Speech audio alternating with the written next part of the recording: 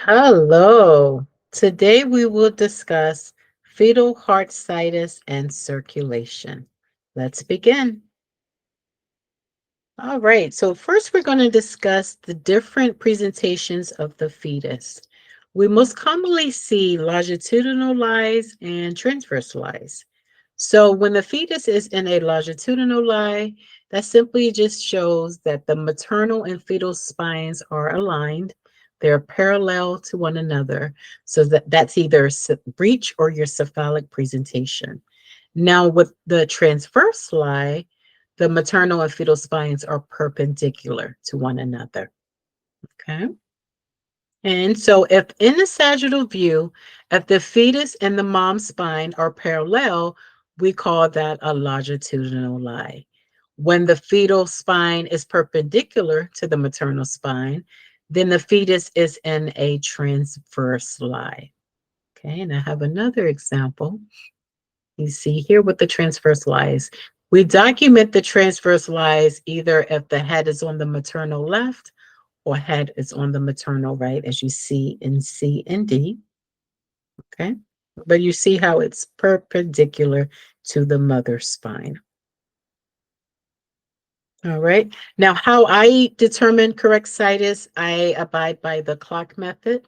So my fixed position or my 12 o'clock position is my start-in position. I start there with the spine, and then I go from there on the clock. So for the example here, 12 o'clock is here. It's showing the demonstrations of the two heart apex, so 5 o'clock and 7. So let's kind of make sense of this. So with the clock method, once again, 12 o'clock is your transverse spine. Your stomach is going to lie either at 3 o'clock or 9 o'clock. And then your heart apex will lie either 5 o'clock or 7. Now, when you have fetus in a vertex or transverse head right position, the stomach locations will be at 3. The heart apex will be at 5. Okay. And then for fetus that is breech or transverse head left presentation, the stomachs will be at 9 and the heart apex will be at 7. Okay. So locate your 12 o'clock position first and then go from there. Now, how to establish? I have a clip here. I always ask myself, where is the fetal head in relation to mom's cervix? I compare the spines in a sagittal plane. Then I turn transverse at the level of the stomach. You see here, stomach is at 9, heart is at 7. I compare the locations of the aorta and IVC with the liver. And in this example, with this sweep, this fetus is transverse head, maternal left.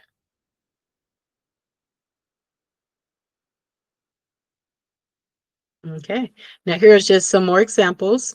In A and B, you see both fetuses is breech. Your stomach locations are at 9. The only thing that kind of flipped around was the spine location. That's just because the backs are differently, which you can see here from left to right. And same for the head down. C and D both show a head down, stomachs at 3 o'clock. Okay. All right, so we're going to go over some abnormal arrangement.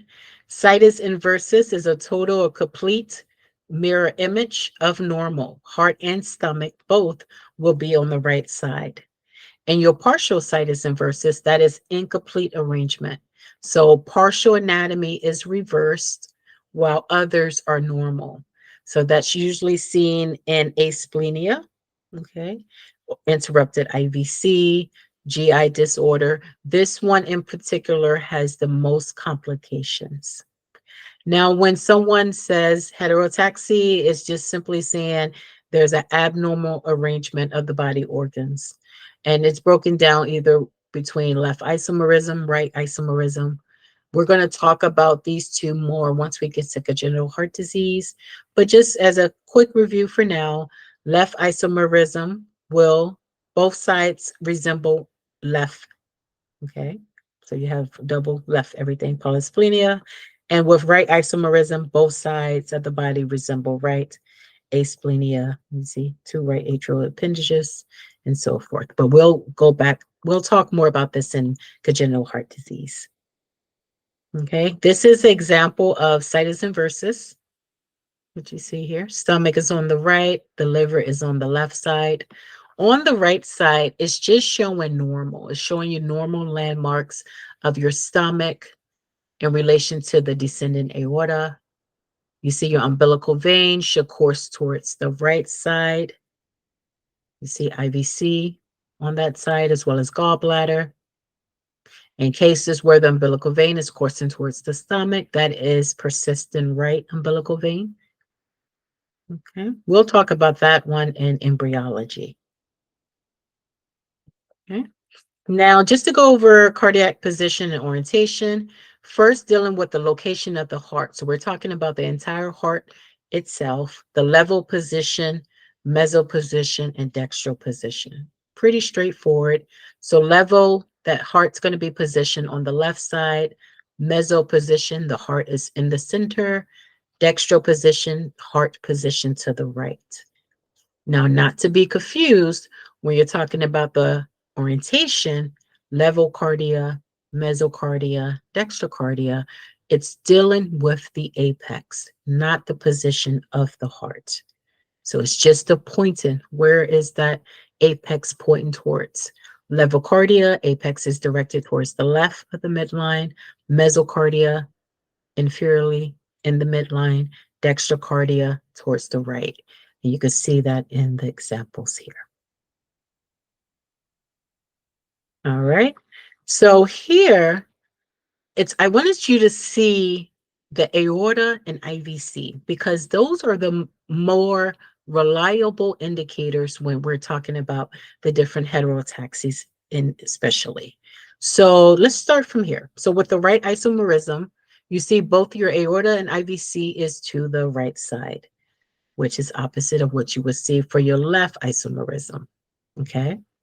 Now, situs inversus and situs solitis, normal being this one here, situs inversus is the mirror image of normal. Okay. Now, here at the bottom, I wanted you to see the orientations of the heart again and the positions. Level cardia, we're talking cardia, A, apex, pointing towards the left. Mesocardia, A, apex, pointing towards the middle. Dextrocardia, A, apex, pointing towards the right. Now, see the difference between dextrocardia and dextral position. Because dextral position, we're saying the position of the heart is to the right, but the apex is still pointing towards the left side. But in the case of dextrocardia, the position of the heart is on the left side, but the apex is indeed pointing towards the right. I have another example to show on those two. Okay, so once again, level position is normal. The heart is positioned to the left and it's pointing to the left, level cardia, correct? Now here's the malpositions again. Dextrocardia, it's pointing towards the right side. Dextral position, it is pointing to the left, but it is displaced on the right side.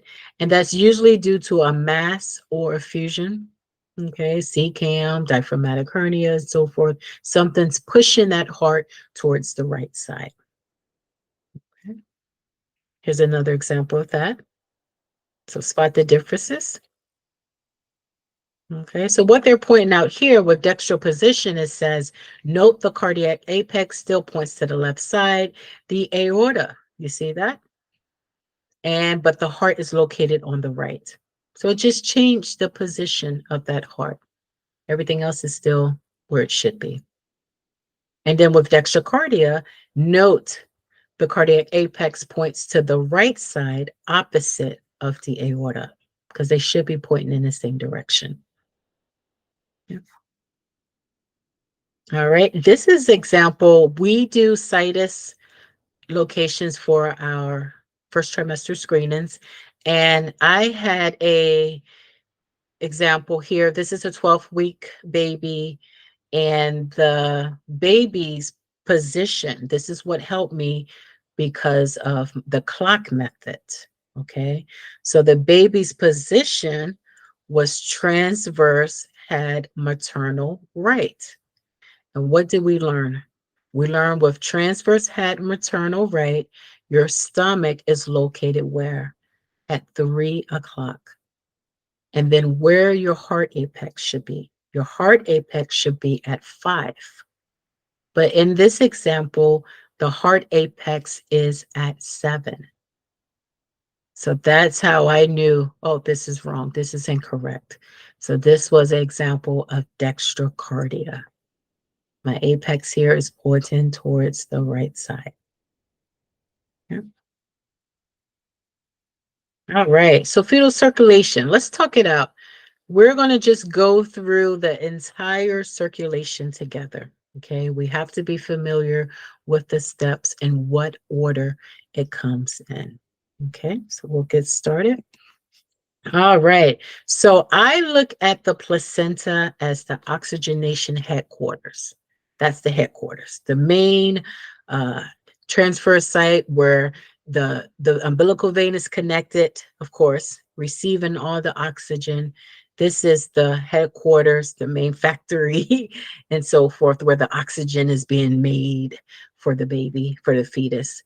And so that's our starting position. Placenta is the oxygenation headquarters. We have 3 transfer sites. I look at the shunt as the oxygenation transfer sites. So your ductus venosus, your foramen ovale, and your ductus arteriosus. Okay. Now, in these oxygenation transfer sites, they're going to help bypass blood from the lungs and the liver. Okay.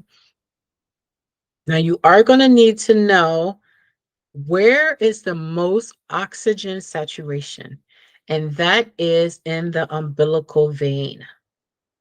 Okay, because that's right there, right from the headquarters straight to the umbilical vein. So this is where you're going to have the most oxygen at 85%. Okay, it bypassed the liver to the IVC, right to the right atrium via the foramen valley. Okay, I have a note here. The umbilical vein splits into the left portal vein and ductus venosus, and we're about to look at that right now. Okay, now 80% of blood you see here pass through pulmonary artery and then to the ductus arteriosus, to the descending aorta, and to the lower body. 80%. Now, 20% of the blood will head towards the lungs for development. Okay. Now, deoxygenated blood leaves the fetus through the umbilical arteries to head back to the headquarters to resupply, to get the more oxygen that it needs. It's just a never ending cycle, which you can kind of see in this demonstration. Okay. All right, so we're going to go step by step. Well, first here we want to talk about where is the most higher oxygen concentration, where is there like mixing of the blood, and then where is the lowest oxygen concentration. Now I start in positions 1, 2, 3, 4, 5. Placenta first, umbilical vein, ductus venosus, IVC, right atrium, and then from there, foramen ovale. Okay. Now I put here in red vessels carry blood with higher oxygen concentration. So those vessels are the umbilical vein, the ductus venosus, the right atrium, your foramen ovale, your pulmonary artery, your ductus arteriosus. Okay. So these carry the higher oxygen concentration. Now, where the mixing happens, that's in your left atrium, your left ventricle, and your aortic arch. Okay. And then where your lower concentration of oxygen supply is in your pulmonary veins, the descending aorta, and the iliac arteries. Okay. All right. So I went through, I had a student of mine that wanted to see fetal circulation based on ultrasound pictures. So I created this plan for her so she can kind of follow along as if we were doing the scan itself. So once again, where do we start? We start at the placenta. The placenta is our starting position. And then it goes to the umbilical vein. okay, which you can see here. And then from there, we're heading. Guess we can start from here. Heading, umbilical vein. We're not inside the fetus stomach. Umbilical vein, left portal vein. A little portion will go there for oxygenation for the liver. You see here, half through hepatics, and then half through ductus venosus up into the IVC. Okay, you can see in both examples, but ductus venosus and IVC. All right. This one is just showing that the fetal circulation is a parallel circulation. Parallel circulation. So just remember that.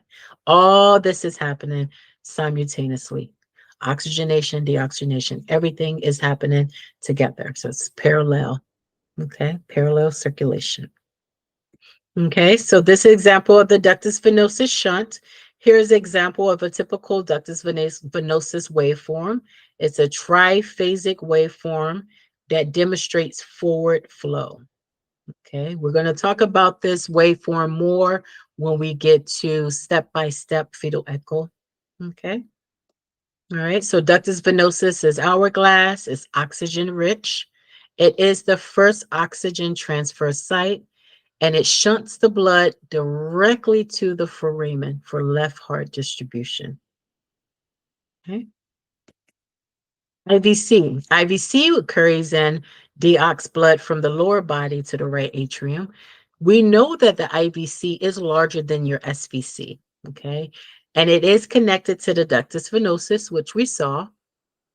And when we remember from my situs position, it's going to be on the upper right side of the abdomen, okay? We saw that when we were talking about the isomerisms and the situs and so forth. Okay, so from there, right atrium, blood flows to the left side through the foramen. Okay, so the blood is flowing from right to left. That is important to remember for your exam. So it's a right to left shunt. Okay, so foramen ovale is the second oxygen transfer site. The flow is from the right to the left. It is a flap valve. It equalized the atrial pressures, and it closes within a year after birth. Okay. Here's an example of that if you want to watch.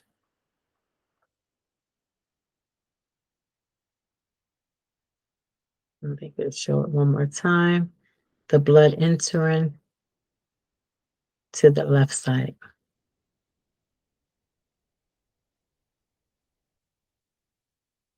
Okay. Now, so from there, so instead, you have some blood flowing right ventricle, tricuspid valve to your main pulmonary artery. Okay. So your pulmonary artery is also known as your outflow tract, the right ventricular outflow tract. And we know with this one, it bifurcates. It bifurcates into two, the right and left pulmonary arteries. Okay. And that three vessel view, the pulmonary artery is slightly larger than your aorta, and it crosses over the aorta from the right ventricle. Okay. So the pathway is pulmonary artery to your outflow tract, to your ductal arch, you see, and then ductal arteriosus to the descending aorta. Okay, that's exactly how it flows. And remember, 20%, little 20% goes towards the lungs, so the lungs can still develop. Okay, now our third and final oxygen transfer site is your ductus arteriosus. It bypasses blood away from the lungs. It connects the pulmonary artery, which we just discussed, to the descending aorta. And this flow is from right to left. Okay. And it's also responsible for equalizing the aorta and the pulmonary pressures. Okay. So right to left. All right. And here's an example of that. So you see the flow coming in. It's going to bypass. Most of that blood is bypassing the lungs and heading towards the ductus arteriosus.